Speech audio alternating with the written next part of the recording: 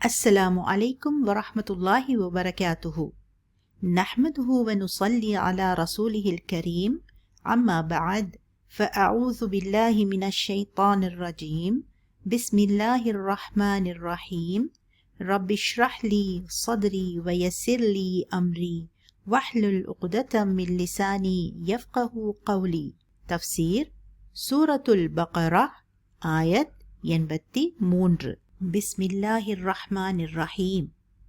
வஇத் மற்றும் போது, அஹத்னா நாம் எடுத்தோம், மீசாக உடன்படிக்கை, பனி மக்களிடம், இஸ்ராஈல இஸ்ரவேலின், லா வேண்டாம், தஅபுதூன நீங்கள் வணங்கவும், இல்லா தவிர, அல்லாஹ அல்லாவை, வபில் வாலிதைனி மற்றும் பெற்றோர்களோடு, இஹ்சானன் அழகுறச் செய்தல், வதில் குர்பா மற்றும் உறவுக்காரர்களுடனும், வல் யதாமா மற்றும் அனாதைகளுடனும், வல் மசாகீனி மற்றும் மிஸ்கீன்களுடனும், வகூலு மற்றும் பேசுங்கள், லின்னாசி மனிதர்களுடன், ஹுஸ்னன் அழகாக, வஅகீமு மற்றும் நிலைநாட்டுங்கள், அஸ்ஸலாத்த தொழுகையை, வஆத்து மற்றும் கொடுப்பீராக, அஸ்ஸகாத்த ஜகாத்தை, சும்ம பின், தவல்லைத்தும் நீங்கள் நிராகரித்து விட்டீர்கள், இல்லா தவிர, கலீலன் சிலரை, மின்கும் உங்களில், வஅன்தும் மற்றும் நீங்கள், முஅரிதூன் மறுப்பவர்கள் ஆவீர்கள். 83வது ஆயத். அல்லாஹ்வைத் தவிர யாரையும் நீங்கள் வணங்கக்கூடாது. பெற்றோருக்கும் உறவினர்களுக்கும் அனாதைகளுக்கும் ஏழைகளுக்கும் நல்லுதவி புரிய வேண்டும். மக்களிடம் அழகானதையே பேச வேண்டும். தொழுகையை நிலைநாட்ட வேண்டும். ஜகாத்தையும் கொடுக்க வேண்டும் என்று இஸ்ராயீலின் மக்களிடம் நாம் உறுதிமொழி எடுத்த பின்னர், உங்களில் சிலரைத் தவிர மற்றவர்கள் நிராகரித்து மறுத்து விட்டீர்கள். பிஸ்மில்லாஹிர் ரஹ்மானிர் ரஹீம்.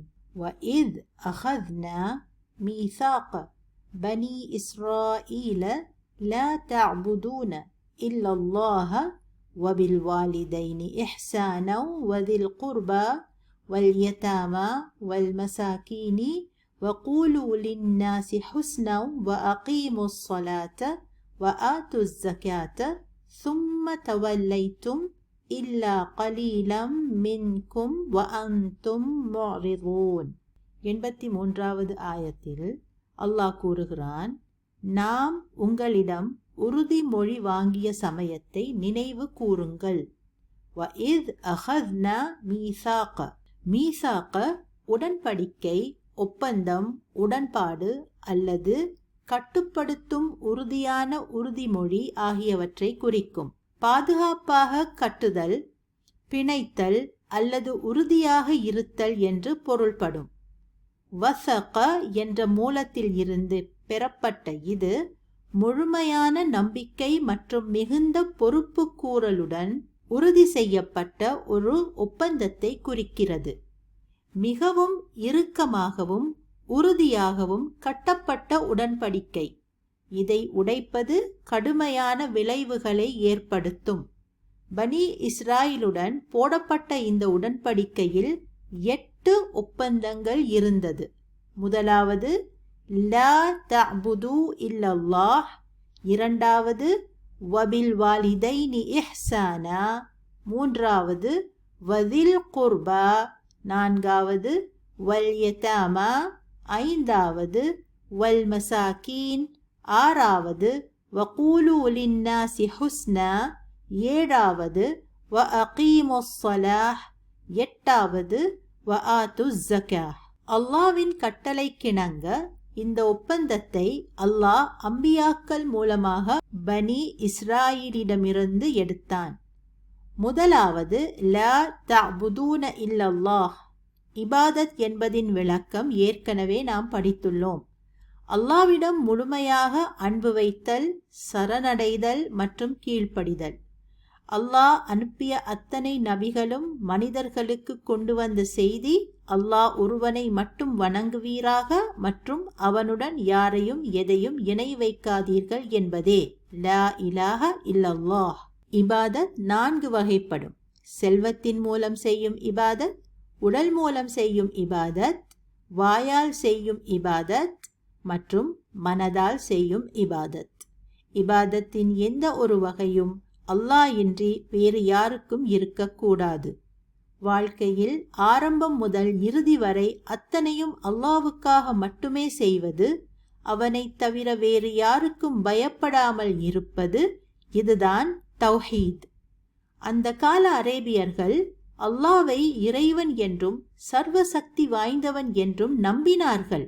ஆனால் அவர்கள் வணங்கியது, அதாவது இபாதத் செய்தது மற்றவைகளை, சிலையையோ அல்லது நெருப்பையோ அல்லது நட்சத்திரங்களையோ தான். மனிதனுக்கு உயிர் கொடுத்தவனும் அவனே, உயிரை எடுப்பதும் அவனே. இவ்விரண்டிற்கும் நடுவில் நமக்கு எல்லா வசதிகளையும் கஷ்டங்களையும் கொடுப்பதும் அவனே. அதனால் வணக்கத்திற்கு பாத்திரமானவன் அல்லாஹ்வை தவிர வேறு யாரும் இல்லை.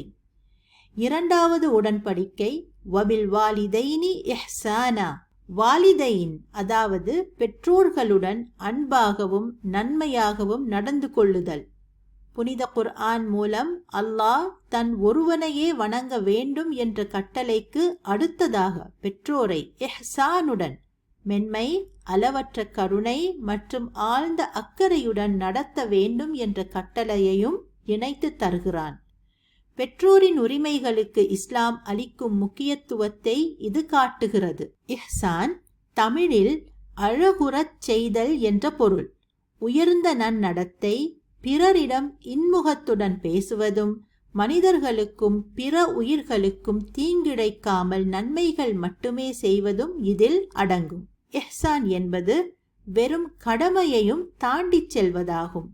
அது பெற்றோரை வெறும் குறைந்தபட்ச தேவைகளை மட்டும் பூர்த்தி செய்வதோடு நிறுத்தாமல், அழகாக ஆழ்ந்த கருணையோடு உன்னதமான மென்மை மற்றும் அவர்களது ஆசைகளையும் சிறப்புடன் நடத்துவது மற்றும் அவர்கள் கேட்பதற்கு முன்பே அவர்களின் சௌகரியத்தை ஊகித்துக் கொள்வதோடு அதை செய்தும் கொடுப்பதாகும். இதுதான் இஹ்சான். அவர்களிடம் மென்மையாகவும் மரியாதையாகவும் பேசுங்கள். அவர்கள் வயதாகும் போது உங்கள் குரலை உயர்த்தவோ அல்லது அவமரியாதைக்குரிய வார்த்தைகள் சொல்லவோ கூடாது. மென்மையான தோணியையும் கண்ணியமான வார்த்தைகளையும் அவர்களுக்கு பயன்படுத்த வேண்டும். குர்ஆன் பெற்றோரிடம் விரக்தியின் லேசான பெருமூச்சு கூட, அதாவது உஃப் என்று கூறுவதை கூட தடை செய்கிறது. சூரத் பனி இஸ்ராயீலில் 23வது வசனத்தில் அல்லாஹ் கூறுகிறான், ஃபலா தகுல் லஹுமா உஃப்யும் வலா தன்ஹர்ஹுமா வகுல் லஹுமா கௌலன் கரீமா. அவர்களுக்கு தேவையானதை வழங்க வேண்டும். முதுமையில் அவர்களின் உடல் மற்றும் உணர்ச்சி தேவைகளை கவனித்து பணிவுடன் நடத்த வேண்டும். ஜிஹாத் போராட்டமோ அல்லது கூடுதல் தொழுகைகள், அதாவது நஃபில் தொழுகைகளை காட்டிலும் பெற்றோருக்கு சேவை செய்வதற்கே முன்னுரிமை அளிக்கப்படுகிறது. உதாரணத்துக்கு, அவர்கள் எதையாவது கொண்டு வரச் சொன்னால், நான் இந்த நஃபிலை தொழுதுவிட்டு போகிறேன் என்று சொல்லாமல் அவர்களின் தேவையை முதலில் செய்ய வேண்டும். அவர்களின் முதுமை காலத்திலும் அவர்கள் மறைந்த பிறகும் அவர்கள் மீது அல்லாவின் கருணை பொழிய வேண்டும் என்று இடைவிடாமல் துஆ செய்ய வேண்டும்.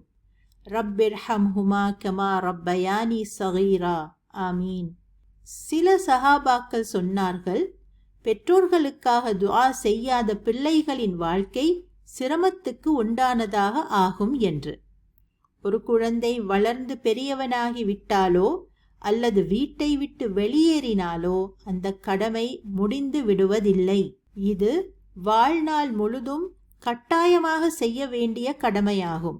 பெற்றோர்கள் முதுமை அடைந்து உடல் நலம் குன்றியவர்களாக மாறும் போது அது மேலும் தீவிரமடைகிறது. அனுமதிக்கப்பட்ட அனைத்து விஷயங்களிலும் பெற்றோருக்கு கீழ்ப்படிய வேண்டும் என இஸ்லாம் கட்டளையிடுகிறது. இஸ்லாமிய சட்டத்தை மீறும் எந்த ஒரு பாவம் செய்தல் அல்லது இணை வைத்தல், அதாவது ஷிர்க் போன்றவைகளுக்கு பெற்றோர் கட்டளையிட்டால் மட்டும் அவர்களுக்கு கீழ்ப்படிய கூடாது. அதை அழகாக தட்டி கழிக்க வேண்டும். ஆயினும் அவர்களிடம் அதே மரியாதையுடனும் அன்புடனும் நடந்து கொள்ள வேண்டும். பெற்றோர் மறைந்த பிறகும் அந்த உறவுகளை கௌரவிக்கும் வகையில் அவர்களின் நண்பர்கள் மற்றும் உறவினர்களுடனான உறவுகளை நீங்கள் பேண வேண்டும். எப்படி உங்கள் பெற்றோருடன் இஹ்சான் செய்தீர்களோ அதேபோல் அவர்களுடனும் நீங்கள் நடந்து கொள்ள வேண்டும். அவர்கள் பெயரில் தானங்கள் தர்மங்கள் செய்ய வேண்டும். நபிகள் நாயகம் ஸல்லல்லாஹு அலைஹி வஸல்லம் அவர்கள் கூறினார்கள், பெற்றோரின் திருப்தியில் இறைவனின் திருப்தியும் பெற்றோரின் அதிருப்தியில் இறைவனின் அதிருப்தியும் அடங்கி உள்ளது என்று. ஒரு மனிதர் நபியவர்களிடம் பெற்றோரின் உரிமைகளை பற்றி கேட்டார். அவர்கள் பதிலளித்தார்கள், அவர்கள் உங்கள் சொர்க்கம் மற்றும் உங்கள் நரகம். அதாவது அவர்களுக்கு சேவை செய்வது சொர்க்கத்திற்கு வழிவகுக்கிறது, அதே நேரத்தில் அவற்றை புறக்கணிப்பது நரகத்திற்கு வழிவகுக்கிறதாகும். அல்லாஹ்வுடன் இணை வைத்தல், பெற்றோருக்கு துரோகம் செய்தல், பொய் சத்தியம் செய்தல் பெரிய பாவங்களாகும் என்று நபி ஸல்லல்லாஹு அலைஹி வஸல்லம் அவர்கள் கூறியதாக அப்துல்லா இப்னு அமர் ரலியல்லாஹு அன்ஹு அறிவித்தார். பெற்றோர்களுக்கு கீழ்ப்படியாதவர், தான் செய்ததை அவர்களுக்கு சொல்லி காட்டுபவர் மற்றும் கதிரை, அதாவது இறைவனின் விதியை நிராகரிப்பவர் ஆகிய மூவரின் ஃபர்த் கட்டாய இபாதத் மற்றும் நஃபில் இபாதாக்களை அல்லாஹ் ஏற்றுக்கொள்வதில்லை என்று நபி ஸல்லல்லாஹு அலைஹி வஸல்லம் அவர்கள் கூறினார்கள். பெற்றோர்களுடன் அன்பாகவும் பண்பாகவும் நடந்து கொள்வதின் மூலம் நமக்கு என்ன பயன் உள்ளது தெரியுமா? ஹதீஸின்படி வயதில் பரக்கத் உண்டாகும், அதாவது இன்னும் கூடுதல் ஆண்டுகள் வாழ்வீர்கள். ரிஸ்கில் பரக்கத் உண்டாகும், அதாவது மேலும் செல்வம் கூடும். பெரிய பாவங்களில் இருந்து மன்னிப்பு கிடைக்கும் மற்றும் சொர்க்கத்தில் நுழைவதற்கு உதவும். மூன்றாவது உடன்படிக்கை வதில் குர்பா, உறவினர்களுடன் இஹ்சான், ஹுஸ்ன் அல் சுலூக் என்றும் சொல்லலாம். இஸ்லாமிய நெறிமுறைகள் மற்றும் தினசரி நடைமுறையில் மற்றவர்களிடம் கருணை, நேர்மை, பொறுமை மற்றும் மரியாதையுடன் நடந்து கொள்வதை குறிக்கிறது. இதில் தாய்வழி சொந்தங்கள் மற்றும் தந்தை வழி சொந்தங்கள் என்ற இரண்டு சார்பும் அடங்கும். குர்ஆன் உறவினர்களின் உரிமைகளுக்கு மிகுந்த கட்டமைப்பு ரீதியான முக்கியத்துவத்தை அளிக்கிறது.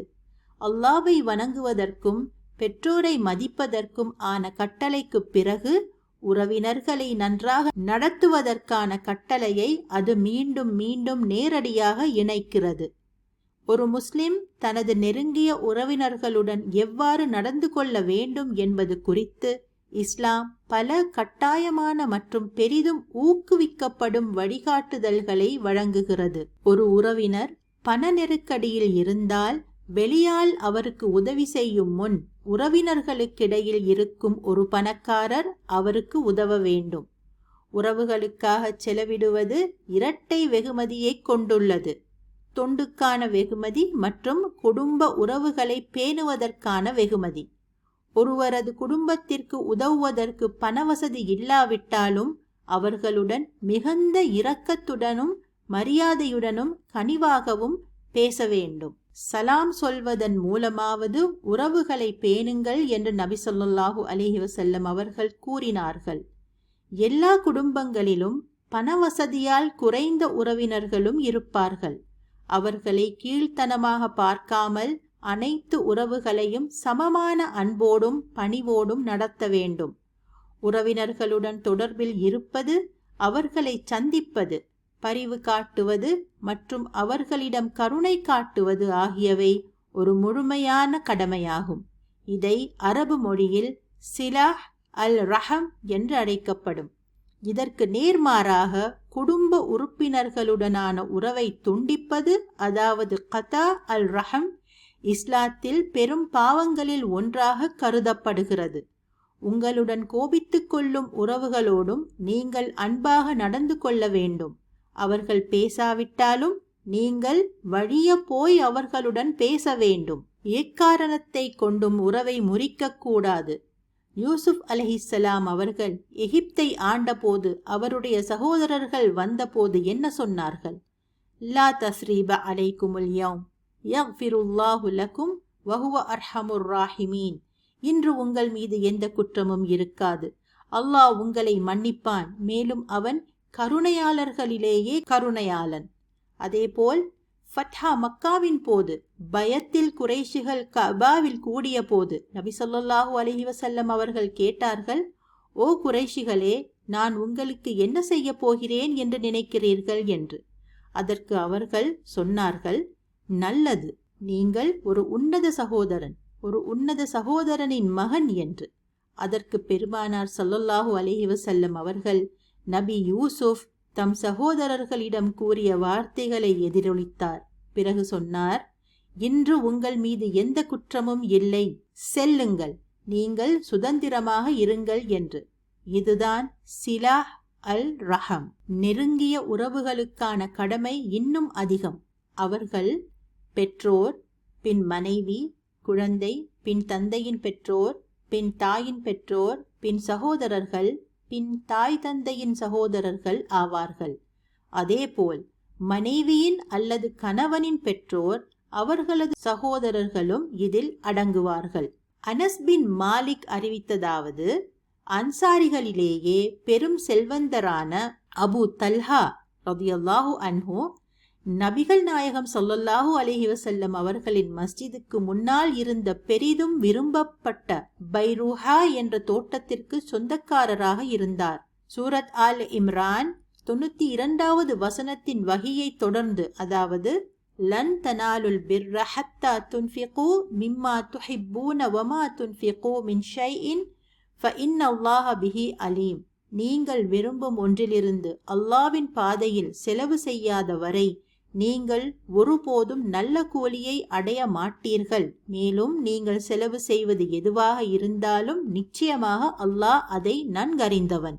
இந்த வசனம் வந்ததும் அபு தல்ஹா இந்த மதிப்புமிக்க வளமான நிலத்தை அல்லாவின் தூதர் ஸல்லல்லாஹு அலைஹி வஸல்லம் அவர்களுக்கு தர்மத்திற்காக பகிர்ந்தளிக்க முன்வந்தார். நபிகள் நாயகம் ஸல்லல்லாஹு அலைஹி வஸல்லம் அவர்கள் அந்த பயனுள்ள சொத்தை புகழ்ந்து அதை தனது உறவினர்களுக்கும் சுற்றத்தாருக்கும் கொடுக்குமாறு அறிவுறுத்தினார்கள். அபு தல்ஹா இந்த ஆலோசனையை பின்பற்றி அந்த தோட்டத்தை தனது உறவினர்களுக்கும் சுற்றத்தாருக்கும் பகிர்ந்தளித்தார். சில சமயங்களில் அல்லாவின் பெயரில் தான தர்மம் செய்வது எளிதாக இருக்கும். ஆனால் உறவினர்களுக்கு கொடுப்பது மிக கஷ்டமாக இருக்கும். எந்த நல்ல செயல் செய்ய நமக்கு கஷ்டமோ அதற்கு நன்மைகளும் அதிகம். 4வது உடன்படிக்கை வல் யதாமா, அனாதைகளுடன் இஹ்சான் செய்வது, ஹுஸ்ன் அல் சுலூக் செய்வது. இஸ்லாம் தந்தையை இழந்த பிள்ளைகளை தான் யதீம், அதாவது அனாதை என்று சொல்லும். இதில் ஆண் பெண் இரண்டும் அடங்கும். இவர்கள் பருவமடைந்த பின் அனாதை, அதாவது யதீம் அல்ல. அதேபோல் தாய் காலமானால் அக்குழந்தை சட்டப்படி யதீம் என்று அழைக்கப்படுவதில்லை. இருப்பினும் அவர்களுக்கு மிகுந்த கவனிப்பு தேவைப்படுகிறது. இஸ்லாமிய விதிகள் என்னவென்றால், அவர்களின் உரிமைகளை பாதுகாத்தல், அவர்களின் சொத்துக்களை நியாயமான முறையில் நிர்வகித்தல் மற்றும் ஆழ்ந்த உணர்வு பூர்வமான ஆதரவையும் மற்றும் நிதி பாதுகாப்பும் வழங்குதல் ஆகும். அவர்களின் பாதுகாவலர்களுக்கு, அதாவது கார்டியன்ஸ் என்று சொல்வோம் இல்லையா, அளவற்ற ஆன்மீக வெகுமதியையும் நபி ஸல்லல்லாஹு அலைஹி வஸல்லமுடன் நெருக்கத்தையும் அளிப்பதாக உறுதியளிக்கப்படுகிறது. குழந்தை பருவமடைந்து முதிர்ச்சி அல்லது நல்ல பகுத்தறிவும் திறனை காட்டத் தொடங்கியவுடனும் இந்த நிலை, அதாவது யதீம் என்ற நிலை முடிவடைகிறது. பாதுகாவலர்கள் உணவு, உடை, இருப்பிடம் மற்றும் கல்வி ஆகியவற்றில் யதீம்களை தங்கள் சொந்த பிள்ளைகளைப் போலவே நடத்த வேண்டும். பாதுகாவலர்கள் ஒரு அனாதையின் செல்வத்தையோ அல்லது வாரிசுரிமை சொத்தையோ அநியாயமாக ஒருபோதும் பயன்படுத்தவோ தன் சொத்துகளுடன் கலக்கவோ கூடாது.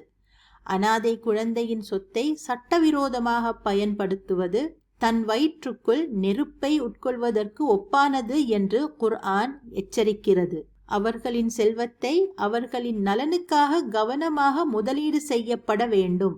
அனாதைகள் முதிர்ச்சி அடைந்து நல்ல பகுத்தறிவையும் திறனையும் பெற்ற பின்பு சாட்சிகளின் முன்னிலையில் அதை முழுமையாக அவர்களிடம் ஒப்படைக்கப்பட வேண்டும். ஒரு செல்வந்த பாதுகாவலர் சொத்தை இலவசமாக நிர்வகிக்க வேண்டும். அதே சமயம் ஒரு ஏழை பாதுகாவலர் தனது உழைப்பிற்காக நியாயமான தொகையை பெற்றுக்கொள்ளலாம்.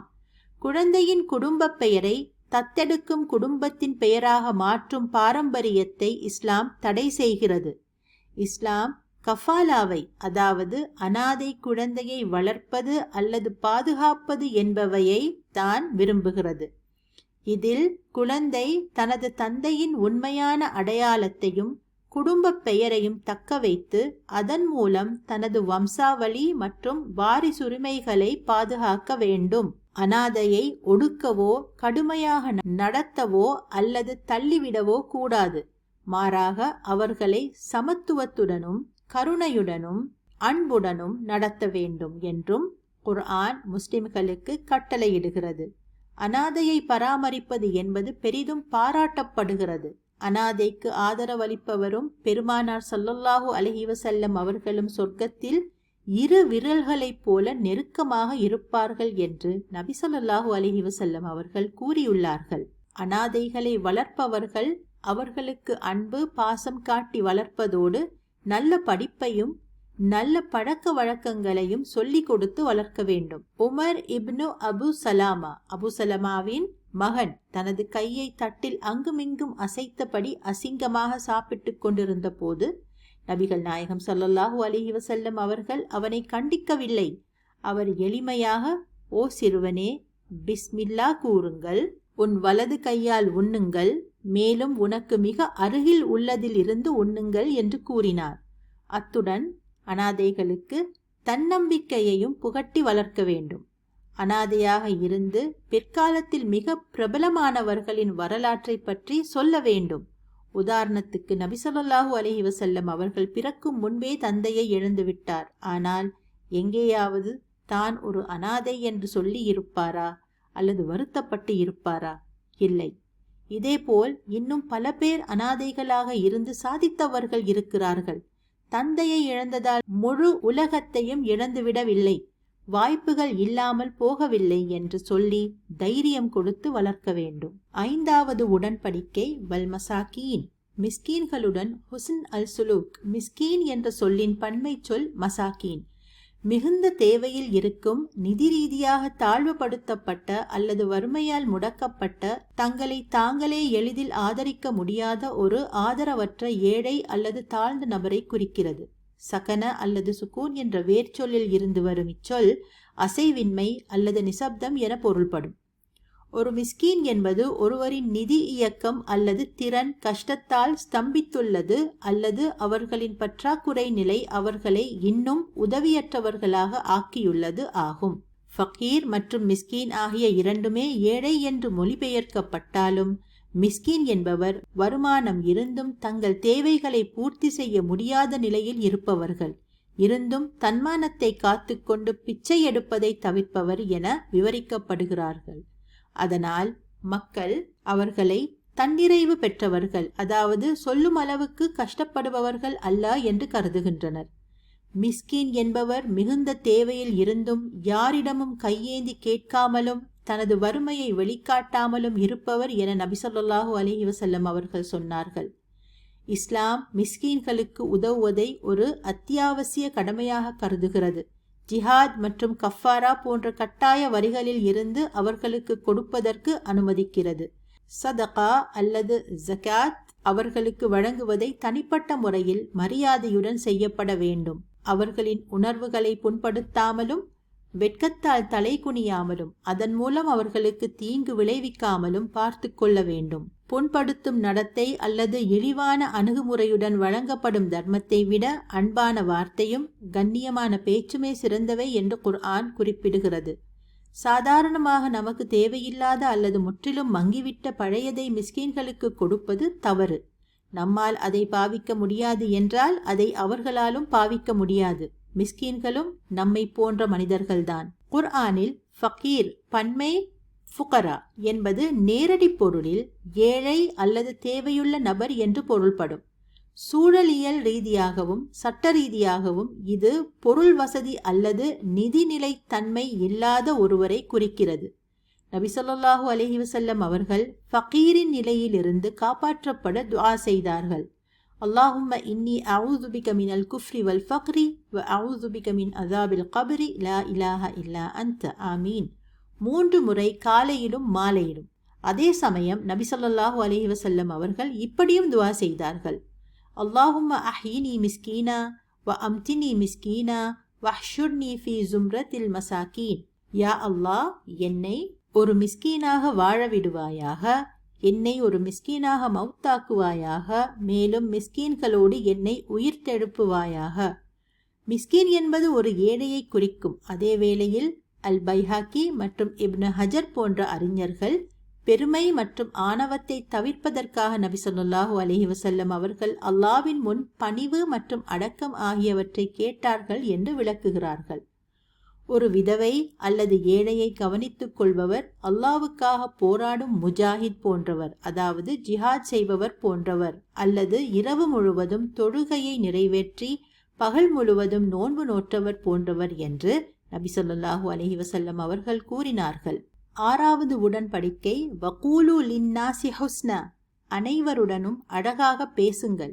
இங்கே லின்னாசி என்று அனைத்து மனிதர்களையும், அதாவது முஸ்லிம்களுடன், முஸ்லிம் அல்லாதவர்களுடன், பணக்காரர்களுடன், ஏழைகளுடன், நல்லவர்களுடன், கெட்டவர்களுடன் என்று பாகுபாடு இல்லாமல் கட்டளை விதிக்கப்பட்டுள்ளது. பேச்சு என்றால் வாய்ப்பேச்சு மட்டும் அல்ல, உடல் மற்றும் கண் அசைவால் வெளிக்காட்டும் அர்த்தமும் அடங்கும். ஹுஸ்னா என்ற சொல் நன்மை, அழகு மற்றும் சிறப்பிலிருந்து வந்தது. அல்லாஹ் பேசு என்று மட்டும் சொல்லவில்லை, அழகாக பேசுங்கள் என்று கட்டளையிடுகிறான். ஹுஸ்னா உண்மை, ஊக்கம் மற்றும் ஞானம் என்பவைகளுடனான செய்தியையும் மற்றும் மென்மையான பணிவான மரியாதைக்குரிய தோணியையும் உள்ளடக்கியது. அவமதிப்புகள், புறம் பேசுதல், கடுஞ்சொற்கள் மற்றும் கேலி செய்வதை தவிர்க்க வேண்டும். குணமளிக்கும், நம்பிக்கையை ஊக்குவிக்கும், மற்றவர்களின் சுமைகளை குறைக்கும் வார்த்தைகளை பயன்படுத்துங்கள். இஸ்லாம் அன்பான பேச்சை ஒரு வழிபாட்டு முறையாகவும் நல்ல குணத்தின் முக்கிய தூணாகவும் கருதுகிறது. மார்க்கத்தை பற்றி சொல்வது, நன்மை காரியங்களை செய்ய தூண்டுவது, பாவத்தில் இருந்து விலகச் சொல்வது, சலாம் சொல்வது, சிரித்த முகத்துடன் பேசுவது போன்றவை பேச்சில் மிகச் சிறப்பானவையாகும். கல்வி அல்லது இல்ம் கற்றுக் கொடுப்பது, நல்ல அறிவுரை கொடுப்பது, இதமான வார்த்தைகளால் துக்கத்தை, மனபாரத்தை போக்குவது, தைரியம் கொடுப்பது என்பவைகளும் சிறப்பானவையாகும். யாரும் உங்களை மதிப்பு குறைவாக பேசினால் கூட அவர்களுடன் மரியாதையாக பேசுங்கள். அன்பான வார்த்தைகள் தர்மமாக செயல்பட்டு உள்ளங்களை சரி செய்கின்றன. ஃபிரௌனை நோக்கி மூசா அலைஹிஸ்ஸலாமை அல்லாஹ் அனுப்பிய போது அல்லாஹ் எந்த அறிவுரையை கொடுத்து அனுப்பினான்? ஃபகூலா லஹு கௌலன் லையினன், அவரிடம் கனிவுடன் பேசுங்கள் என்று சொல்லி அனுப்பினான். யார் அல்லாஹ்வையும் இறுதி நாளையும் நம்புகிறாரோ அவர் நல்லதையே பேசட்டும் அல்லது மௌனமாக இருக்கட்டும் என்று நபிகள் நாயகம் ஸல்லல்லாஹு அலைஹி வஸல்லம் அவர்கள் கூறினார்கள். தீங்கு விளைவிக்கும் அல்லது பொய்யான வார்த்தைகளால் ஏற்படும் வருத்தத்தை மௌனம் தடுக்கிறது. மனிதர்களின் பெரும்பாலான பாவங்கள் நாவினால் செய்யப்படுகின்றன என்று நபிகள் நாயகம் ஸல்லல்லாஹு அலைஹி வஸல்லம் அவர்கள் கூறினார்கள். 7வது உடன்படிக்கை வ அகீமுஸ் ஸலாஹ், தொழுகையை நிலைநாட்டுவது. நேரடியாக தொழுகையை நிறுவுதல் என்று மொழிபெயர்க்கிறது. தினசரி சம்பிரதாயமான தொழுகைகளை இயந்திர பழக்கமாக கருதாமல் அவற்றை சரியாகவும் தொடர்ச்சியாகவும் முழு ஆன்மீக பக்தியுடனும் செய்யுமாறு முஸ்லிம்களுக்கு அறிவுறுத்துவது குர்ஆனில் அடிக்கடி வரும் கட்டளையாகும். இகாமா கௌம், நேராக அல்லது நிமிர்ந்து நிற்பது என்ற மூலச்சொல்லிலிருந்து உருவான ஒரு கட்டளை வினைச்சொல். இதன் பொருள் ஒன்றை நேராக்குவது, பராமரிப்பது, முறையாக செய்வது மற்றும் அது சரிந்து விடாமல் அல்லது புறக்கணிக்கப்படாமல் காப்பது ஆகும். அஸ்ஸலாஹ், இதில் குறிப்பிட்ட உடல்நிலைகள் நிற்பது, குனிவது, சிரம் பணிவது, குர்ஆன் ஓதுதல் மற்றும் இறைவனிடம் பிரார்த்தனை செய்தல் ஆகியவை அடங்கும். நிற்பது கியாம், உடல், மார்பு மற்றும் தலை நேராக வைத்துக் கொள்வது. பின் குனிவது ருகூ, சரியான முறையில் 90 டிகிரியில் இருக்க வேண்டும். கைகளால் முழங்கால்களை இறுக்கமாக பிடிக்க வேண்டும். தலை கீழே குனியாமல் உடல் அளவில் இருக்க வேண்டும். பின் சிரம் பணிவது சுஜூத் அல்லது சஜ்தா. 7 அங்கங்கள், அதாவது உள்ளங்கைகள், நெற்றியும் மூக்கின் நுனியும், முழங்கால்கள் மற்றும் கால்கள் சுஜூத் செய்யும் போது பூமியை தொட வேண்டும். இந்த உடல் ரீதியான செயல்களை நபி வழி ஆலோசனையின்படி துல்லியமாக செய்வது நம் கடமையாகும். 5 நேர தொழுகைகளையும் அவற்றின் நேர வரம்புகளை தாண்டி தாமதப்படுத்தாமல் குறிப்பிட்ட நேரத்திற்குள் தொழ வேண்டும். காலப்போக்கில் அது தளர்ந்துவிடவோ அல்லது மங்கிவிடவோ விடாமல் அந்த பழக்கத்தை தவறாமல் கடைபிடித்து வர வேண்டும். தொழுகையை இயந்திரத்தனமாக அவசரமாக செய்வதற்கு பதிலாக அதில் மனநிறைவு, பணிவு மற்றும் இறை உணர்வோடு, அதாவது ஹுஷுவோடு செய்ய வேண்டும். நபிகள் நாயகம் ஸல்லல்லாஹு அலைஹி வஸல்லம் அவர்கள் கூறினார்கள், தொழுகையில் இருந்து திருடுபவனே மிக மோசமான திருடன் என்று. ஒருவரால் தங்கள் தொழுகையில் இருந்து எப்படி திருட முடியும் என்று சஹாபாக்கள் கேட்டபோது அதற்கு அவன் தனது ருக்கூவையோ அல்லது சஜ்தாவையோ முறையாக முடிப்பதில்லை என்று பதிலளித்தார்கள் நபி ஸல்லல்லாஹு அலைஹி வஸல்லம் அவர்கள். ஒரு திருடன் மற்றவர்களுக்கு சொந்தமான பொருள், செல்வத்தை திருடுகிறான். ஆனால் தன் தொழுகையை அவசரப்படுத்துபவன் தனது சொந்த நன்மையின் வெகுமதியிலிருந்து திருடுகிறான். தொழுகைக்கு உரிய உரிமையை வழங்குவதை விட அவசரமாக அல்லாவின் முன் நிற்கிறான். 8வது உடன்படிக்கை வஆத்து ஜக்காத். தொழுகை, நோன்பு, ஹஜ் மற்றும் ஜக்காத் நமக்கு முன் இருந்த உம்மத்துகளுக்கும் கட்டாயமாக்கப்பட்டவைகள் ஆகும். ஆத்து கொடு அல்லது செலுத்துதல் என்று பொருள்படும் ஒரு கட்டாய வினைச்சொல் ஆகும். இது வேறொருவருக்கு கொண்டு வருதல், வழங்குதல் போன்ற செயலை குறிக்கிறது.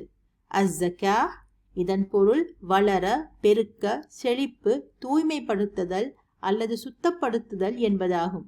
இஸ்லாமிய ரீதியாக இது ஒரு செல்வந்த முஸ்லிம் இல்லாதவர்களுக்கு ஆண்டுக்கு ஒரு முறை செலுத்த வேண்டிய ஒரு நிலையான பணத்தொகைக்கான அதிகாரப்பூர்வமான பெயராகும். ஆண்டுதோறும் சதக்கா கொடுத்துவிட்டு ஜகாத்தின் கடமையை நிறைவேற்றி விட்டதாக நினைப்பது முற்றிலும் தவறு. அதற்கென்று ஒரு குறிப்பிட்ட சட்டம் ஒழுங்கு இருக்கு, அதைத்தான் நாம் கடைபிடிக்க வேண்டும். ஒரு குறிப்பிட்ட மாதத்தின் 1ஆம் தேதியில் ஜகாத் கொடுத்தால் அடுத்த ஆண்டில் அதே மாதத்தில் 1ஆம் தேதி அன்று அந்த ஆண்டிற்குரிய ஜகாத்தை கொடுத்துவிட வேண்டும். 2ஆம் தேதி வரை கூட இருக்கக்கூடாது. மற்றும் இந்த மாதமும் தேதியும் இஸ்லாத்தின் ஹிஜ்ரி வருடத்தின் படிதான் நடக்க வேண்டும், ஆங்கில வருடத்தின் படி அல்ல. ஞாபகம் வைத்துக் கொள்ளுங்கள். சிலருடைய கருத்து என்னவென்றால், நாம் பாவிக்கும் தங்கத்திற்கு ஜகாத் இல்லை என்பது முற்றிலும் தவறான கருத்து. நபி ஸல்லல்லாஹு அலைஹி வஸல்லம் ஆயிஷா ரதியல்லாஹு அன்ஹாவின் அறைக்குள் நுழைந்த போது அவர் வெள்ளி மோதிரங்களை அணிந்திருப்பதை கண்டார். இது என்ன ஆயிஷா என்று நபி ஸல்லல்லாஹு அலைஹி வஸல்லம் கேட்டார்கள். அதற்கு, உங்களுக்காக என்னை அலங்கரிப்பதற்காக அணிந்தேன் என்று பதிலளித்தார்கள். நீங்கள் இதற்கு ஜகாத் கொடுக்கிறீர்களா என்று நபி ஸல்லல்லாஹு அலைஹி வஸல்லம் கேட்டார்கள். இல்லை என்றார். அப்போது இது உங்களை நெருப்பில் கொண்டு செல்ல போதுமானது என்று பெருமானார் பதிலளித்தார்கள். அதாவது நரகத்திற்கு செல்ல போதுமானது. அதனால் ஜகாத்தின் விஷயத்தில் மிகவும் கவனமாக இருக்க வேண்டும். உங்களிடம் உள்ள தங்கம், வெள்ளி, பணம் என்பவைகளை சரியாக கணக்கு போட்டு உங்கள் ஜகாத்தை வருடாந்தம் கொடுங்கள். மற்றும் நீங்கள் யாருக்காவது கடன் கொடுத்திருந்தால் அதையும் கணக்கில் சேர்த்துதான் ஜகாத்தை கொடுக்க வேண்டும். ஏனெனில் கடன் எடுத்தவர் ஒரு நாள் அதை திருப்பிக் கொடுப்பார், உங்களிடம் அது வந்து சேரும். அதனால் அதற்கும் ஜகாத் உண்டு. என்னிடம் தங்கம் மட்டும்தான் உண்டு, ஆனால் அதற்குண்டான ஜகாத்தை கொடுக்கும் அளவு பணம் இல்லை என்றால் உங்களிடம் இருக்கும் தங்கத்தை விற்றாவது ஜகாத்தை கட்டாயமாக நிறைவேற்ற வேண்டும். இதுதான் அல்லாவின் கட்டளை. இந்த 8 கட்டளைகளுக்கு பின் அல்லாஹ் கூறுகிறான், சும்ம தவல்லைத்தும் இல்லா கலீலம் மின்கும் வ அன்தும் முஅரிதூன். ஆனால் உங்களில் ஒரு சிலரை தவிர நீங்கள் விலகிச் சென்றீர்கள். தவல்லைத்தும் ஒரு உடன்படிக்கை, வழிகாட்டுதல் அல்லது கட்டளைக்கு முதுகை காட்டுவது, நிராகரிப்பது அல்லது அதிலிருந்து விலகிச் செல்வது என்று பொருள். இது முஅரிதூன், மறுப்பது என்ற சொல்லை விட இது தீவிரமானது. அவர்களுடைய முன்னோர்களும் அவர்களுடைய வழிகளை பின்பற்றிய பிற்கால சந்ததியினரும் இந்த விதிகளை நிராகரித்து புறக்கணித்தார்கள் என்று அல்லாஹ் சுட்டிக்காட்டுகிறான். இல்லா கலீலம் மின்கும், ஆனால் சிலரை தவிர ஒரு வரலாற்று கண்டனத்துடன் முடிவடைகிறது இந்த ஆயத். இந்த உடன்படிக்கைகளை கடைபிடிப்பதாக சத்தியம் செய்த போதிலும் சமூகத்தின் பெரும்பான்மையானோர் வேண்டுமென்றே இந்த உடன்படிக்கையை மீறினர். பனி இஸ்ராயேலின் சிலரை தவிர என்று அல்லாஹ் சொன்னாலும் இன்று முஸ்லிம்களுடைய கதி என்ன? மேலே குறிப்பிட்ட 8 கட்டளைகளுமே முக்கியமானது. இதில் சிலதை என்னால் செய்ய முடியும், சிலதை செய்வது மிகவும் கடினம் என்று தேர்வு செய்யும் சுதந்திரம் நமக்கு கொடுக்கப்படவில்லை. இந்த உடன்படிக்கை இஸ்ரவேல் மக்களுக்கு கொடுக்கப்பட்டிருந்தாலும் இந்த வசனத்தில் உள்ள ஒவ்வொரு கட்டளையும் இஸ்லாத்தின் முக்கியமான ஒரு தூண் என்று இஸ்லாமிய அறிஞர்கள் வலியுறுத்துகின்றனர். முஸ்லிம்கள் தங்கள் சமூக மற்றும் ஆன்மீக கடமைகளை நிறைவேற்றுகிறார்களா அல்லது கடந்த தலைமுறையினரை போன்ற அதே அலட்சியத்தில் வீழ்கிறார்களா என்பதை மதிப்பிடுவதற்கு இது காலத்தால் அழியாத ஒரு கண்ணாடியாக செயல்படுகிறது. இஸ்லாத்தின் முக்கியமான 2 அடிப்படைகள் என்னவென்றால், அல்லாவுக்கு தகுந்த மரியாதை கொடுத்து அவனது கட்டளைகளை புறக்கணிக்காமல் அவைகளை செய்வது. 2வது, மனிதர்களோடும் விலங்குகளோடும் சிறந்த குணத்தோடு பழகுவது.